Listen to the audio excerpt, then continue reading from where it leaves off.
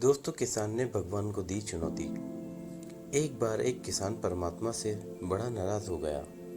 कभी बाढ़ आ जाए, कभी सूखा पड़ जाए, कभी धूप बहुत तेज हो जाए तो कभी ओले पड़ जाए। हर बार कुछ न कुछ कारण से उसकी फसल थोड़ी खराब हो जाती थी। एक दिन बड़ा तंग आकर उसने परमात्मा से कहा, देखिए प्रभु, आप परमात्मा हैं, लेकिन लगता है आपको खेती बाड़ी की ज़्यादा जानकारी नहीं है। एक प्रार्थना है कि एक साल मुझे मौका दीजिए, जैसा मैं चाहूँ वैसा मौसम हो। उसके बाद फिर आप देखना मैं कैसे अन्न के भंडार भर दूंगा।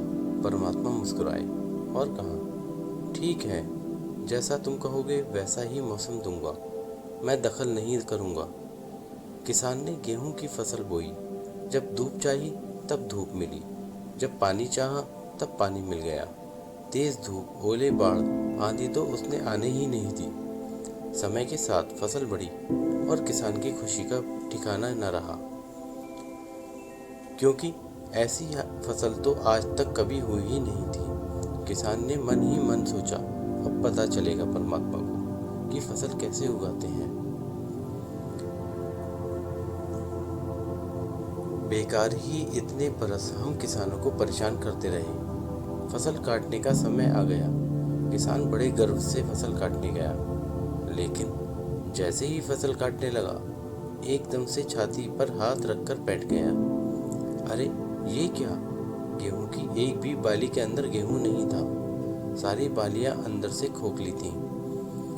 बड़ा दुखी होकर उसने परमात्मा से कहा, प्रभु, ये क्या हुआ? तब परमात्मा बोले, ये तो होना ही था। तुमने पौधों को संघर्ष का जरा सा भी मौका नहीं दिया। ना तेज धूप में उनको तपने दिया और ना आंधी ओलों से जूझने दिया। उनको किसी प्रकार की चुनौती का एहसास नहीं होने दिया। इसलिए सब पौधे खोखले रह गए।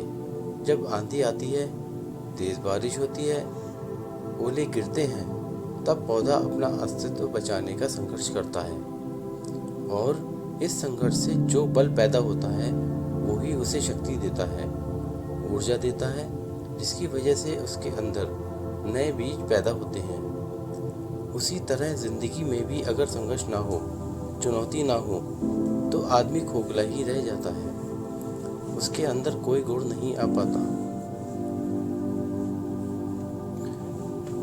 ये चुनौतियां ही जो आदमी के अंदर ऊर्जा पैदा करती हैं, उसे जीने का कुछ कर दिखाने का मकसद देती हैं। हर दिन एक नया काम देती हैं। सोचो, अगर ये सब ना हो तो जिंदगी कैसी होगी? इसलिए चुनौतियों से डरो या भागो नहीं, बल्कि उनसे कुछ नया सीखने की कोशिश करो।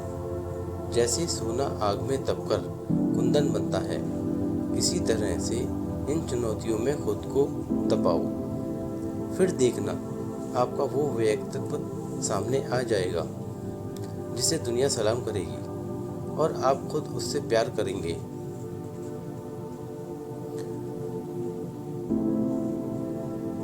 धन्यवाद।